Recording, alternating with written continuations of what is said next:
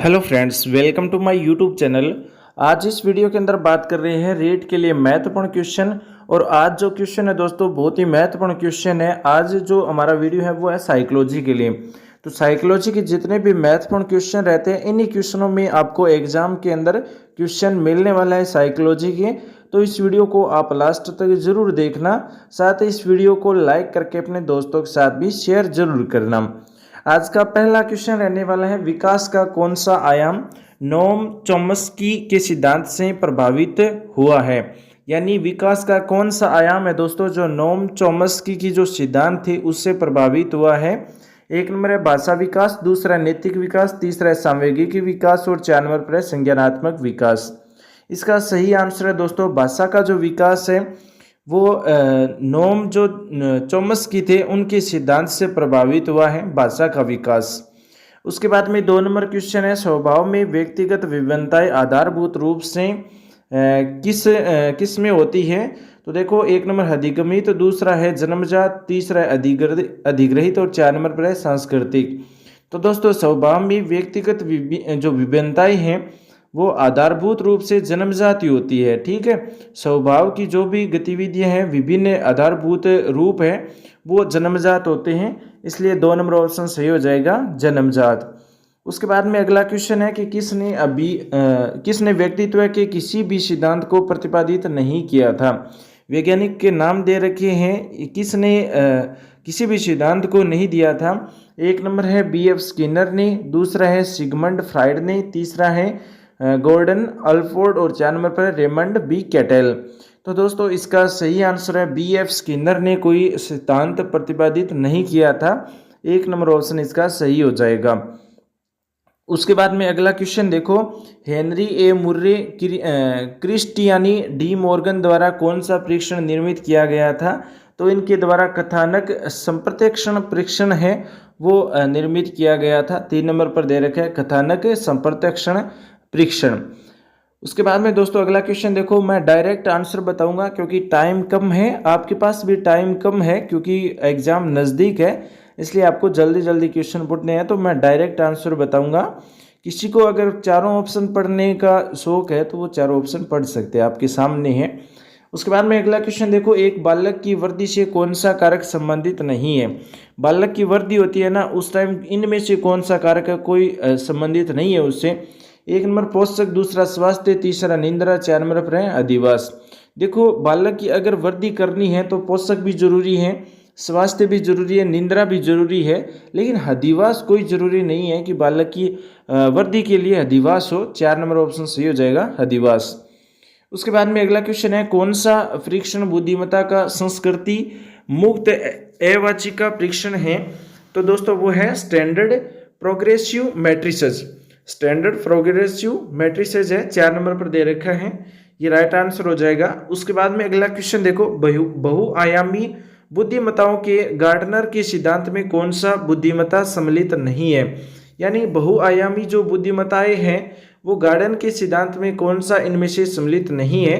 1 number है अंत व्यक्तिक और दूसरा प्राकृतिक, तीसरा है सांवेगिक, 4 नंबर पर है अस्तित्वकारी। तो इसका सही जो आंसर है वो है दोस्तों सांवेगिक। 3 नंबर ऑप्शन सही हो जाएगा।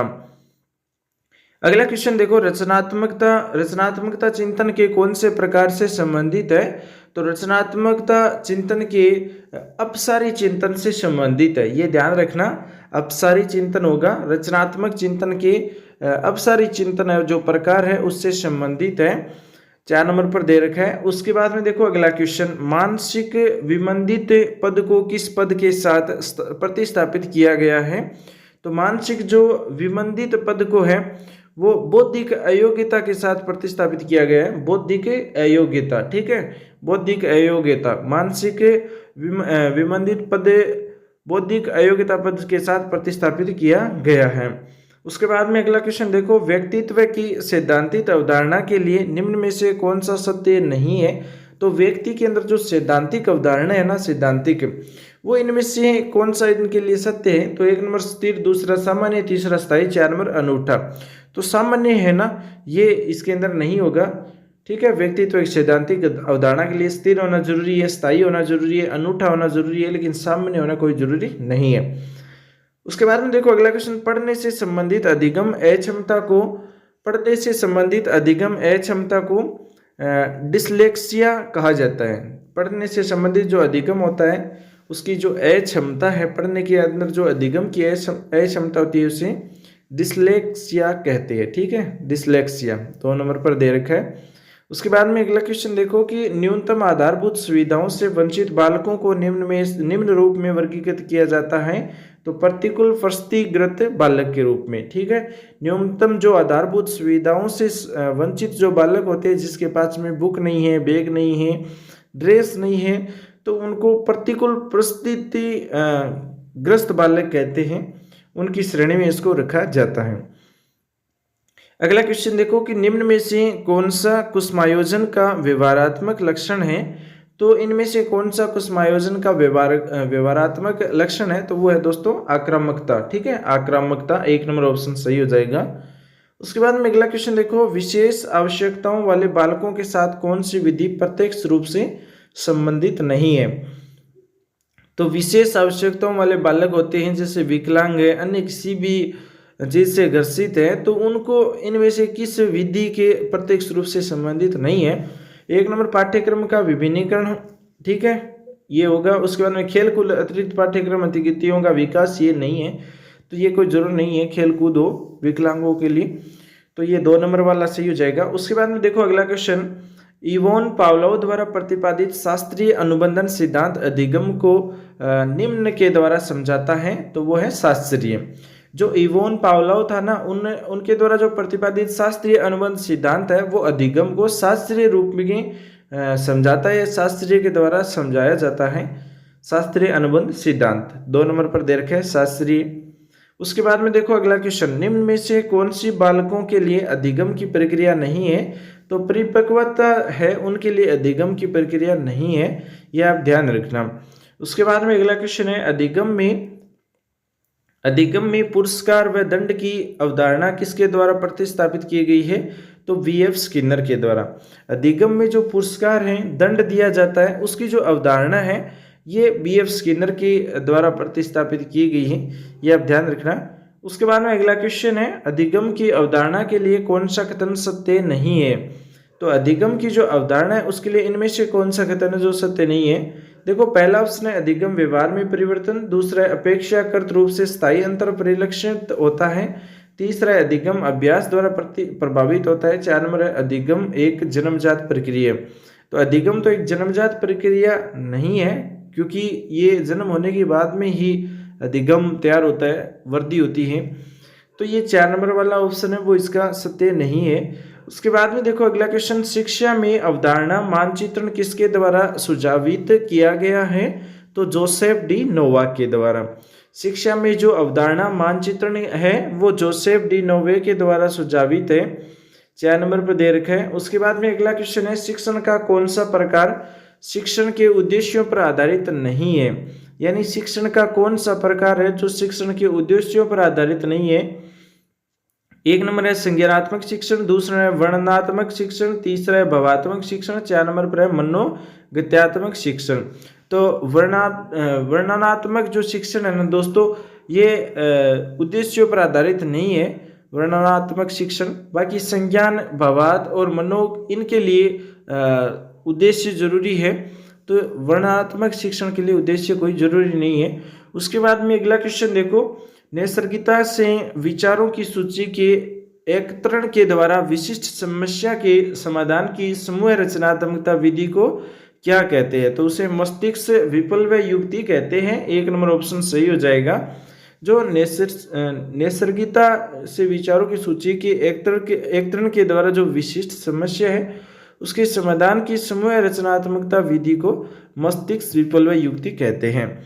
उसके बाद में देखो अगला क्वेश्चन, कक्षा अधिगम में अभिप्रेरण की भूमिका किस प्रक्रिया से प्रत्यक्ष रूप से संबंधित नहीं है। तो वो है अंतर्वैयक्तिक समायोजन, 2 नंबर ऑप्शन सही हो जाएगा। उसके बाद में अगला क्वेश्चन देखो, राष्ट्रीय पाठ्यचर्या रूपरेखा 2005 का मुख्य दर्शन क्या है। तो बिना बोझ के सीखना राष्ट्रीय पाठ्यचर्या रूपरेखा 2005 का मुख्य दर्शन होगा, मुख्य उद्देश्य होगा बिना बोझ के सीखना, 2 नंबर पर दे रखा है। उसके बाद में अगला क्वेश्चन देखो, विकास के नियम के रूप में कौन सा कथन सत्य नहीं है? तो विकास के लिए प्रत्येक अवस्था समान रूप से महत्वपूर्ण है, तो ये कथन सत्य नहीं है, कोई महत्वपूर्ण नहीं है। विकास के लिए प्रत्येक अवस्था है ना, वो समान रूप से नहीं हो सकती। विकास परिपक्वता सीखने का परिणाम है, ये सही है। विकास में व्यक्तिगत विभिन्नताएं होती है, भी सही है। विकास के प्रारूप पूर्वानुमेय होते, तो ये भी सही है। लेकिन एक नंबर ऑप्शन वो सत्य नहीं होगा। अगला क्वेश्चन देखो, नैतिक विकास का सिद्धांत किसके द्वारा प्रतिपादित किया गया था? नैतिक विकास का सिद्धांत लॉरेंस कोहेलबर्ग के द्वारा प्रतिपादित किया गया था। डायरेक्ट याद रखो, नैतिक विकास का सिद्धांत लॉरेंस कोहेलबर्ग के द्वारा प्रतिपादित किया गया था। अगला क्वेश्चन है, व्यवसाय चयन में व्यक्तिगत विभिन्नताओं को निम्न द्वारा समझाया जाता है। तो अभिक्षमता के अंतर के द्वारा व्यवसाय चयन में व्यक्तिगत विभिन्नताओं को समझाया जाता है, अभिक्षमता में अंतर के द्वारा। उसके बाद में अगला क्वेश्चन देखो, बाल विकास में वातावरण की भूमिका किसके द्वारा सबसे सही रूप में प्रतिबंधित होती है? तो आदत निर्माण के द्वारा। बालक विकास में वातावरण की जो भूमिका है वो आदत निर्माण के द्वारा सबसे सही रूप में प्रतिबंधित होती है। उसके बाद में अगला क्वेश्चन देखो, व्यक्तित्व का शीलगुण सिद्धांत किसने प्रतिपादित किया था? व्यक्तित्व का शीलगुण सिद्धांत है वो किसके द्वारा प्रतिपादित किया गया था? तो एक नंबर है Paul Costa, Robert McCrae, 2 number पर है रेमंड केटल और 3 नंबर पर है हैंस आइजेंस, 4 नंबर पर है गॉर्डन ऑलफोर्ड। तो इसका आंसर इसमें नहीं दे रखा है क्योंकि ये क्वेश्चन बोनस के तौर पर दिया गया है। तो ये सभी जो क्वेश्चन है ना वो पिछले एग्जाम में पूछे गए क्वेश्चन है, तो इन क्वेश्चनों को आप लास्ट तक जरूर देखना। इसका आंसर आप अपनी थ्योरी में देखना कि व्यक्तित्व का शीलगुण सिद्धांत किसने प्रतिपादित नहीं किया था, ये पूछा है इसमें। तो हो सकता है इन सभी ने प्रतिपादित किया हो। उसके बाद में अगला क्वेश्चन देखो, कौन सा व्यक्तित्व परीक्षण नैदानिक निदान के लिए वैध है? तो वो है MMPI, ठीक है, MMPI। अगला क्वेश्चन देखो रॉबर्ट, ये भी बोन्स वाला क्वेश्चन है। उसके बाद में देखो अगला क्वेश्चन, निम्न में से कौन सा बुद्धि का निष्पत्ति परीक्षण है? तो बुद्धि का जो निष्पत्ति परीक्षण है वो है दोस्तों भाटिया बैटरी, ठीक है, भाटिया बैटरी है ना, ये बुद्धि का निष्पत्ति परीक्षण है। ये मैंने बुद्धि लब्धि वाले टॉपिक करवाया था, उसके अंदर भी बताया था आपको, भाटिया बैटरी निष्पत्ति परीक्षण है। उसके बाद में देखो अगला क्वेश्चन, व्यक्तिगत विभिन्नताओं की प्रकृति के लिए निम्न में से कौन सी अवधारणा सत्य नहीं है? तो अधिगम समानता सत्य नहीं होगी, क्योंकि व्यक्तिगत विभिन्नताओं की प्रकृति के लिए सामान्य संभाव्यता विचलनशीलता शीलगुणों का अंतर संबंध होता है, पर अधिगम समानता नहीं होती, ठीक है, ये आप ध्यान रखना। उसके बाद में अगला क्वेश्चन है, प्रतिभाशाली बालकों की शिक्षा के लिए कौन सा उपाय प्रासंगिक नहीं है? तो वो है उपचारात्मक अध्यापन।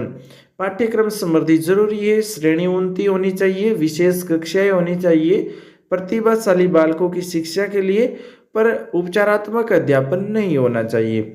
उसके बाद में देखो, उसके बाद में है कौन सी विकृति अधिगम अक्षमता का एक प्रकार है? तो कौन सी विकृति है जो अधिगम अक्षमता का एक प्रकार है? तो वो है डिसलेक्सिया, ठीक है, डिसलेक्सिया याद रखना। ये क्वेश्चन बहुत ही महत्वपूर्ण क्वेश्चन है, सभी क्वेश्चन कहीं ना कहीं पूछे गए क्वेश्चन है पिछले एग्जामों में। उसके बाद में अगला क्वेश्चन है, कुसुमायोजन का कौन सा तत्व विशेष रूप से निर्णय लेने से संबंधित है? तो वो है द्वंद्व।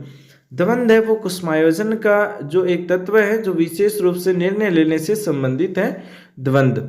उसके बाद में अगला क्वेश्चन देखो, जेपी गिलफर्ड के अनुसार सृजनात्मक बालकों की विशेषता कौन सी सही नहीं है? तो वह है चिंतन में समानुभूति और समस्या के बहुविध उत्तर, चिंतन में मौलिकता और चिंतन में लचीलापन होना चाहिए, पर चिंतन में समानुभूति कोई जरूर नहीं है। जेपी गिलफर्ड के अनुसार कि सृजनात्मक जो बालक है उनकी विशेषता नहीं हो सकती।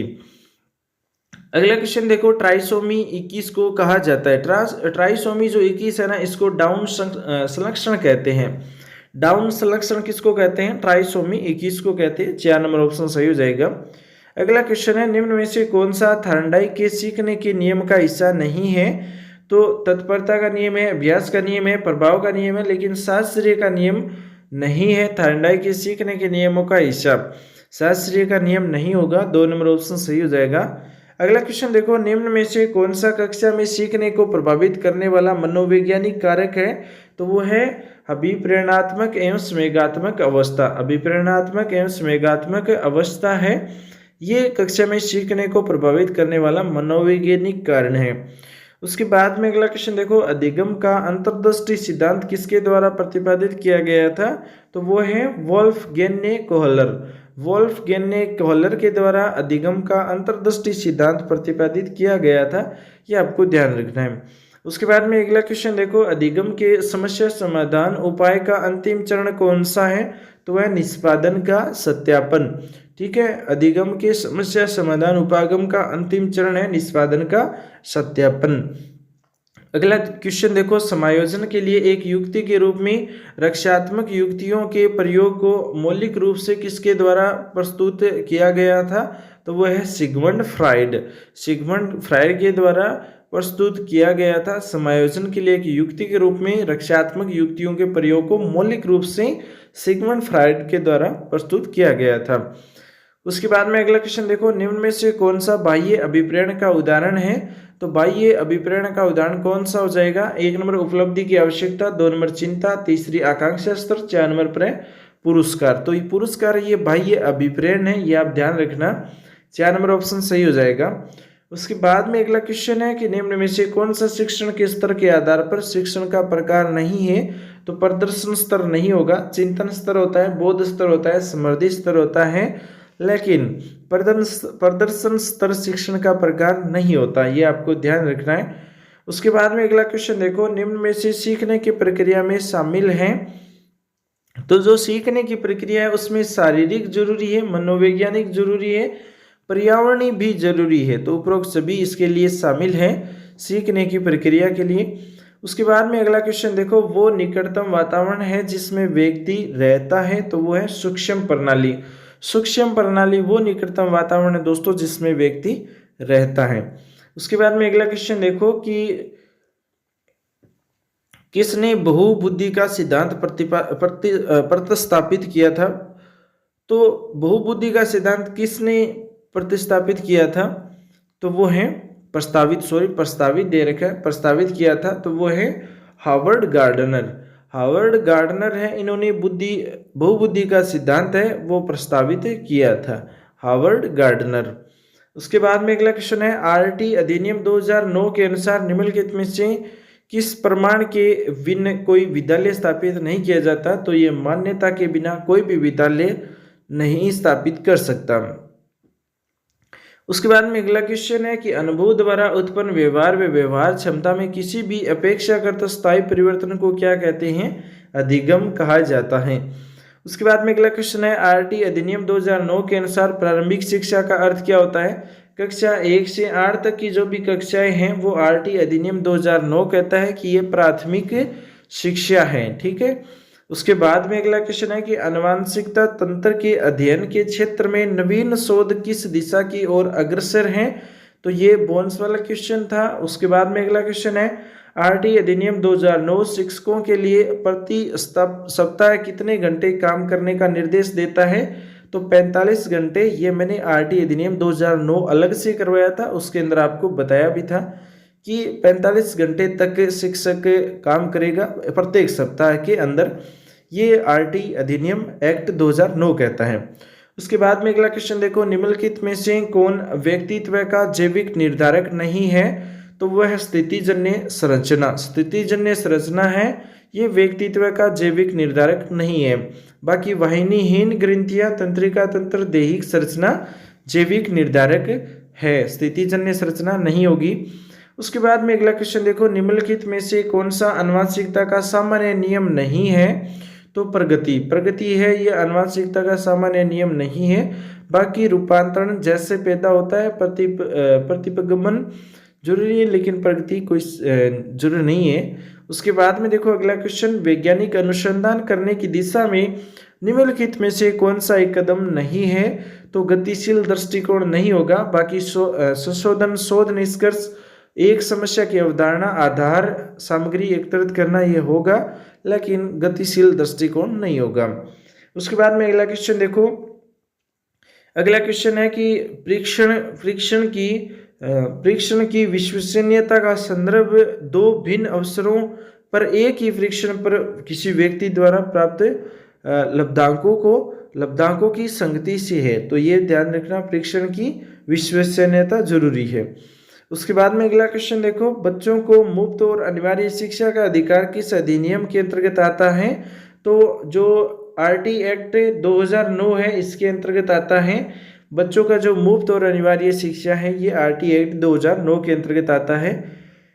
उसके बाद में अगला क्वेश्चन देखो, शिक्षकों को मानसिक रूप से विक्षिप्त लोगों की निर्देश देते समय ये ध्यान रखना चाहिए कि वे अधिक व्यावसायिक कौशल सीखे। ये जरूरी है, शिक्षकों को मानसिक रूप से विक्षिप्त लोगों को निर्देश देते समय ये ध्यान रखना चाहिए कि वे अधिक व्यावसायिक कौशल सीखे। उसके बाद में अगला क्वेश्चन है, पारितोषिक तथा दंड के माध्यम से सीखना है तो क्रिया प्रसूत अनुबंधन जरूरी है। ठीक है, पारितोषिक तथा दंड के माध्यम से सीखना है तो क्रिया प्रसूत अनुबंधन होना चाहिए। उसके बाद में देखो अगला क्वेश्चन, फ्रायड के अनुसार व्यक्तित्व के प्राथमिक संरचनात्मक तत्व कौन से हो जाएंगे? इदम, अहम और प्राहम। ये तो आप जानते होंगे, फ्रायड के अनुसार जो व्यक्तित्व के प्राथमिक संरचनात्मक तत्व रखे गए वो एक तो है इदम, ये महत्वपूर्ण है, इदम, अहम और पराहम, ये तीनों ही जरूरी है फ्रायड के अनुसार। उसके बाद में अगला क्वेश्चन देखो कि स्थिर अवस्था बनाए रखने के लिए शरीर की प्रवृत्ति को कहा जाता है समस्थिति। ठीक है, समस्थिति कहते हैं। स्थिर अवस्था बनाए रखने के लिए शरीर की प्रवृत्ति को समस्थिति कहते हैं। एक नंबर ऑप्शन सही हो जाएगा। उसके बाद में अगला क्वेश्चन देखो, सीता एक डे केयर सेंटर में काम करती है, वेतन कम है और काम के घंटे लंबे हैं, लेकिन वे बच्चों के आसपास रहना पसंद करती हैं। उच्च वेतन वाली नौकरी की तलाश करने की कोई इच्छा नहीं रखती। सीता की प्रेरणा किस प्रकार की लगती है? तो ये आंतरिक प्रेरणा है। ठीक है, ये अंदर की एक भावना है, अंदर का एक प्रेरणा उठी है उनके अंदर, तो इसलिए ये आंतरिक हो जाएगी। उसके बाद में अगला क्वेश्चन देखो, प्रतिभाशाली की पहचान में हमें प्राथमिकता देनी चाहिए वस्तुनिष्ठ परीक्षा का परिणाम। जो वस्तुनिष्ठ परीक्षा होती है, अभी जो एग्जाम होते हैं 4 ऑप्शन 5 ऑप्शन मिलते हैं, वो क्या है? एक प्रतिभाशाली की पहचान रहती है कि ये प्रतिभाशाली ही इसके अंदर नंबर लेकर के आते हैं, तो ये उसी हिसाब से ही प्राथमिकता दी गई है वस्तुनिष्ठ परीक्षा का परिणाम के लिए। अगला क्वेश्चन है, निम्नलिखित में से कौन सा संज्ञानात्मक कार्य पद्धति के स्वस्थ स्तर को बनाए रखने में मदद करने के लिए उपयुक्त नहीं है? तो वो है आसीन जीवन शैली। क्रीड़ा में भाग लेना, क्रॉस वर्ड पहेली पर काम करना और पठन करना ये जरूरी है, लेकिन आसीन जीवन शैली नहीं है। ठीक है, उसके बाद में अगला क्वेश्चन देखो, जीवन अस्तित्व के संघर्ष और उत्तरजीविता की एक सतत श्रृंखला प्रस्तुत करता है। ये किसके द्वारा कहा गया था? ये डार्विन ने कहा था। डार्विन ने कहा जीवन अस्तित्व के संघर्ष और उत्तरजीविता की एक सतत श्रृंखला प्रस्तुत करता है, ये डार्विन ने कहा था। अगला क्वेश्चन है, पियाजे द्वारा दिए गए संज्ञानात्मक विकास के सिद्धांत में निम्नलिखित में से कौन सा विकास का प्रमुख काल नहीं है? तो चक्रीय चरण नहीं होगा। स्मृति प्रेरक स्थिति, पूर्व संक्रियात्मक स्थिति, औपचारिक प्रचालन जरूरी है, लेकिन ये चक्रीय चरण नहीं हो सकता। ठीक है, उसके बाद में अगला क्वेश्चन देखो, जब कोई व्यक्ति सूचनाओं को संसाधित कर रहा होता है तो मस्तिष्क में चलने वाली मानसिक गतिविधियां को विचार कहते हैं। विचार कहते हैं ना, आपका विचार क्या है, तो वही है इसके अंदर। जब कोई व्यक्ति सूचनाओं को संसाधित कर रहा होता है या मस्तिष्क में चलने वाली मानसिक गतिविधियों को विचारक कहते हैं। 3 नंबर ऑप्शन सही हो जाएगा। उसके बाद में अगला क्वेश्चन देखो, एक 5 वर्ष के बच्चे में दूसरों के प्रति प्रतिक्रिया व संप्रेषण में कमी है तथा असामान्य व्यवहार को बारंबार करता है, इस तरह के लक्षण किस चीज का प्रतीक है? तो ये शैशव स्वलीनता का प्रतीक है। अगला क्वेश्चन है, किशोरावस्था की ऐसी आदत जिसमें खुद को भूले रखने की प्रवृत्ति होती है तथा ये ज्यादातर बालिकाओं में पाई जाती है, ऐसी अवस्था को क्या कहते हैं? ऐसी अवस्था को दोस्तों एनोरेक्सिया नर्वोसा कहते हैं। अगला क्वेश्चन है कि निम्न में से किस तकनीक के अंतर्गत एक बच्चा किसी चीज को हासिल करता है जिसे बाद में वह उसे अपनी इच्छुक चीजें, कार्य या लाभ में बदल सकता है? तो वो है टोकन इकोनॉमी। उसके बाद में अगला क्वेश्चन है, समायोजन प्रक्रिया के दौरान विद्यार्थीगण बहुत सी विरोधाभासी परिस्थितियों से गुजरते हैं। उदाहरण स्वरूप एक विद्यार्थी शिक्षक के सामने अपनी गतिविधियों को स्वीकार करना चाहता है, पर इसके साथ ही वह शिक्षक द्वारा दंडित होने से भी डर रहा है। निम्न में से किसके सापेक्ष में ये इसे अच्छी तरह से समझाया गया है? तो वह है पद्धति वर्जन विरोधाभासी परिस्थिति। ठीक है, पद्धति वर्जन विरोधाभासी परिस्थिति के अंदर आता है। अगला क्वेश्चन है कि निम्न में से कौन सी संस्था प्रशिक्षण नियमावली व कार्यक्रमों का विकलांगता पुनर्वास के क्षेत्र में भारत में क्रियान्वयन करती है? तो वो है भारतीय पुनर्वास परिषद। अगला क्वेश्चन है, निम्न में से कौन सा शब्द दूरदर्शिता के लिए दिया गया है? ये बोन्स वाला क्वेश्चन है। उसके बाद में अगला क्वेश्चन भी बोन्स वाला है। इससे अगला क्वेश्चन देखो, बहुबुद्धि सिद्धांत के जनक कौन है? तो बहुबुद्धि सिद्धांत किसने दिया था? गार्डनर ने। ठीक है, गार्डनर, ध्यान रखना, बहुबुद्धि का सिद्धांत गार्डनर ने दिया था। Theory of multiple intelligence, Gardner. ठीक है, उसके बाद में अगला क्वेश्चन देखो कि निम्न में से किसने सामाजिक रचनावाद दर्शन पर अत्यधिक बल दिया था? तो वो है वाइगोटस्की। ठीक है, वाइगोटस्की है ना, इन्होंने सामाजिक रचनावाद दर्शन पर अत्यधिक बल दिया था। उसके बाद में अगला क्वेश्चन देखो, श्रवण में विकृति की माप की जाती है? तो वो है डेसिबल में। सुनने की जो विकृति है उसको डेसिबल में मापते हैं, आप सभी जानते हैं, क्योंकि डेसिबल के अंदर होता है साउंड। उसके बाद में अगला क्वेश्चन है कि एक विशेष स्तर पर बच्चे मौलिक तर्क का इस्तेमाल करना शुरू कर देते हैं तथा सभी प्रकार के प्रश्नों का जवाब जानना चाहते हैं। प्याजे ने इसे अंतर्ज्ञात कहा है। प्याजे के अनुसार निम्न में से कौन सा चरण ये अर्थ है? तो वह पूर्व संचालन। उसके बाद में अगला क्वेश्चन देखो, ज्यादातर बच्चे प्रथम सार्थक शब्द इस उम्र में बोलते हैं 10 से 13 महीने के अंदर। 10 से 13 महीने का बच्चा होता है वो सार्थक शब्द बोलता है। उसके बाद में अगला क्वेश्चन है, सूचना प्रक्रमण सिद्धांत बुद्धि को विभिन्न आधारभूत कौशलों में विभक्त करने के लिए जाने जाते हैं, जिसे लोग सूचना प्राप्त करने, प्रक्रमण करने और तर्क देकर समस्या समाधान के लिए उपयोग करते हैं। इस तरह के सिद्धांत का प्रतिपादन करने हेतु किसे श्रेष्ठ माना है? तो वह रॉबर्ट स्टर्नबर्ग। अगला क्वेश्चन है दोस्तों कि निम्न में जो हमें IQ स्तर में दे रखा है वो शिक्षणीय वर्ग को चुने। शिक्षणीय वर्ग कौन सा होगा जिसकी आयु कितनी होनी चाहिए? 70 से 90 या 50 से 70। ठीक है, या तो 50 से 70 होनी चाहिए या 70 से 90। तो आप समझ गए होंगे 50 से 90। 50 से 90 होगी तो शिक्षणीय वर्ग चुनेगा। उसके बाद में अगला क्वेश्चन है, अनुवांशिकता की इकाई क्या है? अनुवांशिकता की इकाई जीन है। निम्नलिखित में से कौन सूक्ष्म चलन कौशल का उदाहरण है? तो वो है लिखना। स्कीमा का मतलब क्या होता है? स्कीमा का मतलब होता है लंबे समय तक याददाश्त में सूचना के संगठित पैकेट्स का एकत्रित होना। यह स्कीमा का मतलब होता है, लंबे समय तक याददाश्त में सूचना के संगठित पैकेट्स का एकत्रित होना। अगला क्वेश्चन है कि निम्न में से कौन से स्वलीनता के लक्षण है? तो वो है कमजोर सामाजिक व्यवहार, रूढ़िबद्ध व्यवहार और कमजोर संप्रेषण। ये सभी क्या है? स्वलीनता के लक्षण हैं। अगला क्वेश्चन है, मात्रात्मक व्यक्तिगत क्षमता रूपी प्रक्रिया को क्या कहते हैं? वृद्धि या ग्रोथ कहते हैं। मात्रात्मक व्यक्तिगत क्षमता को वृद्धि या ग्रोथ कहते हैं।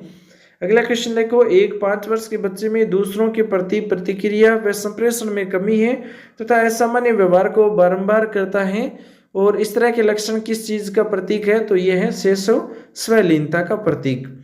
अगला क्वेश्चन है कि किशोरावस्था की ऐसी आदत जिसमें खुद को भूले रखने की प्रवृत्ति होती है तथा ये ज्यादातर बालिकाओं में पाई जाती है, ऐसी अवस्था को क्या कहते हैं? Anorexia nervosa. एनोरेक्सिया नर्वोसा कहते हैं ऐसी अवस्था को।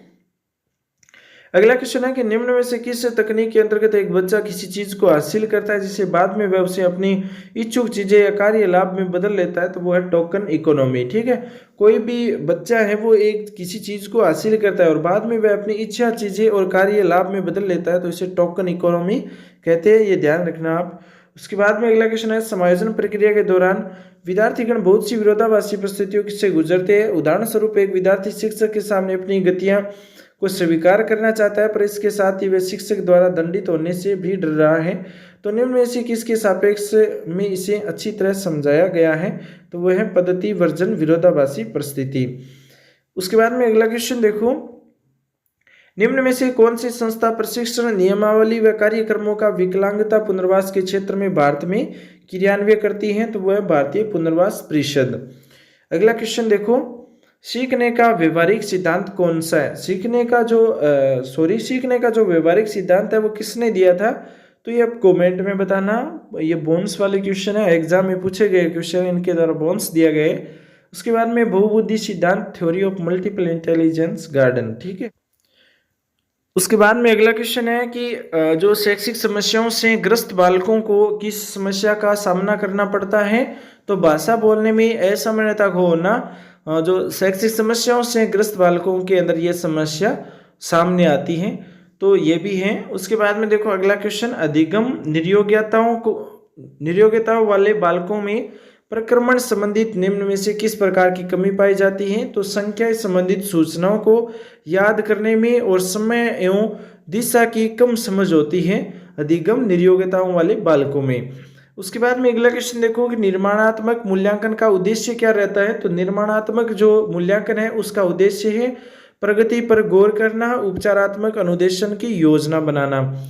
उसके बाद में अगला क्वेश्चन है कि बालक के व्यक्तित्व को किस प्रकार का अधिगम प्रभावित करता है? तो अनुकरण अधिगम। देखो जो प्रयत्न है, त्रुटि अधिगम है, अंतर्दृष्टि पूर्ण अधिगम है, अनुदेशात्मक अधिगम है, ये प्रभावित नहीं करते जितना अनुकरण अधिगम प्रभावित करता है बालक के व्यक्तित्व को। उसके बाद में अगला क्वेश्चन देखो, व्यक्तिगत विभिन्नताओं से संबंधित निम्न में से कौन सा कथन सही है? तो इसमें है यदि बालकों का बुद्धि स्तर समान है तब भी उपलब्धि में विभिन्नता हो सकती है। अगला क्वेश्चन देखो, निम्न में से कौन सी तकनीक प्रक्षेपण तकनीक नहीं है? निम्न में से कौन सी तकनीक प्रक्षेपण तकनीक नहीं है? तो वो है पहली खेल तकनीक, दूसरी है शब्द शास्त्रीय परीक्षण और तीसरी है चित्र शास्त्रीय परीक्षण। 4 नंबर पर हो जाएगा व्यक्तिगत अध्ययन। तो जो व्यक्तिगत अध्ययन है ना, ये तकनीक प्रेक्षण तकनीक नहीं है, बाकी तीनों ही क्या है? तकनीक प्रेक्षण है, प्रक्षेपण है। उसके बाद में देखो अगला क्वेश्चन, प्रजातिगत व्यक्तिगत विभिन्नताओं को समझने में निम्न में से क्या मददगार साबित नहीं है? तो बुद्धि, मूल्य व्यवस्था, दूसरा ऑप्शन है शाब्दिक व अशाब्दिक संप्रेषण, तीसरा है अधिगम की प्रक्रिया विभिन्न व्यवस्थाएं। तो जो प्रजातिगत व्यक्तिगत विभिन्नता है उनको समझने में बुद्धि बहुत ही जरूरी है, बुद्धि काम आती है। बुद्धि के द्वारा ये पता लगाया जा सकता है कि ये प्रजातिगत व्यक्तिगत विभिन्नता है। उसके बाद में अगला क्वेश्चन देखो कि कुपोषण के प्रभाव के बारे में निम्न में से कौन सा कथन सत्य नहीं है? तो जीवन के बाद के वर्षों में ये मस्तिष्क की कोशिकाओं को प्रभावित करता है, गलत है, ठीक है। ये बालक को सीखने योग्य प्रभावित करता है, बालक निराश व आंशिक रहते हैं, कद को प्रभावित करता है, तो ये कुपोषण है। उसके बाद में अगला क्वेश्चन देखो, वे संधि काल में निम्न में से कौन सा बाह्य अभिव्यक्ति नहीं है? तो इसमें प्रभुता, सत्ता के विपरीत विरोध, अशांति, आत्मनिर्भरता के प्रति आग्रह ही ये जरूरी है, लेकिन अभिव्यक्ति के अंदर सक्रिय खेलों के स्थान पर बैठे रहकर खेलना अधिक पसंद करते हैं, कोई जरूरी नहीं है अभिव्यक्ति के अंदर। उसके बाद में देखो बाह्य अभिव्यक्ति की बात कर रहे हैं। अगला जो क्वेश्चन है वो है निम्न में से कौन सा कथन मिडिल स्कूल स्तर के विद्यार्थियों के विकास से सहमति नहीं रखता? तो वह है इस अवस्था में अधिकांश बालक तीव्र गति से वृद्धि प्राप्त नहीं करते। उसके बाद में अगला क्वेश्चन है कौन सा कथन विकास के बारे में सत्य नहीं है? तो विकास अंतःक्रिया का फलन है, दूसरा है विकास एक व्यवस्थित श्रृंखला का अनुगामी है, तीसरा है विकास एक व्यक्तिगत प्रक्रिया और 4 नंबर है विकास विशिष्ट से सामान्य की ओर होता है। तो विकास है ना दोस्तों, ये विशिष्ट से सामान्य की ओर नहीं होता है, ये भी आपको ध्यान रखना है। लेकिन अंतःक्रिया का फल है विकास एक व्यवस्थित श्रृंखला का अनुगामी है, व्यक्तिगत प्रक्रिया, लेकिन विकास विशिष्ट से सामान्य की ओर नहीं होता है। उसके बाद में अगला क्वेश्चन देखो, बालकों की सोच अमूर्तता की अपेक्षा मूर्त अनुभवों एवं प्रत्ययों से होती है। तो ये अवस्था क्या कहलाती है? 7 से 12 वर्ष, 7 से 12 वर्ष कहलाती है। उसके बाद में अगला क्वेश्चन देखो, मानव विकास किन दोनों के योगदान का परिणाम है? तो मानव विकास किन दोनों के योगदान का परिणाम हो जाएगा? एक तो वंशक्रम जरूरी है, एक वातावरण का होना जरूरी है मानव विकास के लिए, वंशक्रम और वातावरण, तो ये एक महत्वपूर्ण परिणाम रहता है। उसके बाद में अगला क्वेश्चन है कि निम्न में से कौन पियाजे के अनुसार बौद्धिक विकास का निर्धारक तत्व नहीं है? तो वह है सामाजिक संचरण। सामाजिक संचरण है वो पियाजे के अनुसार बौद्धिक विकास का निर्धारक नहीं है, बाकी अनुभव है, संतुलिनीकरण है, ये होगा। ये सामाजिक संचरण नहीं होगा। अगला क्वेश्चन है, विशेष आवश्यकता वाले बच्चों को पढ़ाने के लिए निम्न में से कौन सी व्यय रचना अधिक उपयुक्त है? तो सहकारी अधिगम तथा पीयर ट्यूटरिंग सहपाठियों द्वारा अनुशिक्षण, ये एक अधिक उपयुक्त रहती है, सहकारी अधिगम और पीयर ट्यूटरिंग। अगला जो क्वेश्चन देखो, समस्या के अर्थ को जानने की योग्यता वातावरण की दोषों, कमियों एवं रिक्तियों के प्रति सजगता विशेषता है। तो ये सृजनशील बालकों की विशेषता। समस्या के अर्थ को जानने की योग्यता, वातावरण के दोष और कमियों एवं रिक्तियों के प्रति सजगता विशेषता है सृजनशीलता बालकों की। उसके बाद में अगला क्वेश्चन देखो दोस्तों, एक कॉलेज जाने वाली लड़की ने फर्श पर कोट फेंकने की आदत डाल रखी थी। लड़की की मां ने उसे कहा कि कमरे से बाहर जाओ और कोट को खूंटी पर टांगो। लड़की अगली बार घर में प्रवेश करती है, कोट को हाथ पर रखकर अलमारी की तरफ जाकर कोट को खूंटी पर टांग देती है। यह उदाहरण किसका है? तो दोस्तों ये उदाहरण है श्रृंखला अधिगम का। श्रृंखला अधिगम आप समझ रहे होंगे, पहले दिन बता दिया, उसके बाद में उसी तरह से उसको फॉलो करना। ये श्रृंखला अधिगम का उदाहरण हो जाएगा। उसके बाद में देखो अगला क्वेश्चन है कि बाह्य अभिप्रेरणा में समावेशित किया जाएगा। तो बाह्य अभिप्रेरणा में क्या समावेशित किया जाएगा? एक तो प्रशंसा, दोषारोहण, प्रतिद्वंद्विता, पुरस्कार एवं दंड और परिणाम का ज्ञान, ये सभी समावेशित अभिप्रेरणा में समावेशित होंगे, तभी बाह्य अभिप्रेरणा होगी। ठीक है, एक तो प्रशंसा, दोषारोहण, प्रशंसा करेंगे बच्चों की, प्रतिद्वंद्विता, पुरस्कार देंगे, परिणाम का ज्ञान देंगी, तभी क्या होगा? इसके अंदर बाह्य अभिप्रेरणा होगा। ठीक है, उसके बाद में देखो अगला क्वेश्चन। अगला है, जिन प्रक्रिया में व्यक्ति दूसरों के व्यवहार को देखकर सीखता है, न कि प्रत्यक्ष अनुभव को, तो ये क्या कहलाता है? इसे सामाजिक अधिगम कहते हैं। सामाजिक अधिगम कहते हैं समाज के अंदर किसी व्यक्ति को देख करके उसी तरह बालक करता है, तो वो एक सामाजिक अधिगम हो गया। अगला क्वेश्चन है, अधिगम निर्योग्यता का लक्षण क्या है? अधिगम निर्योग्यता का लक्षण है दोस्तों अवधान संबंधित बाधा या विकार। अगला क्वेश्चन है, अधिगम को प्रभावित करने वाले व्यक्तिगत कारक है वो कौन से हैं? संचार के साधन, समन्वयक समूह, अध्यापक, परिपक्वता एवं आयु। तो अधिगम को प्रभावित करने वाले व्यक्तिगत कारक है वो है परिपक्वता एवं आयु।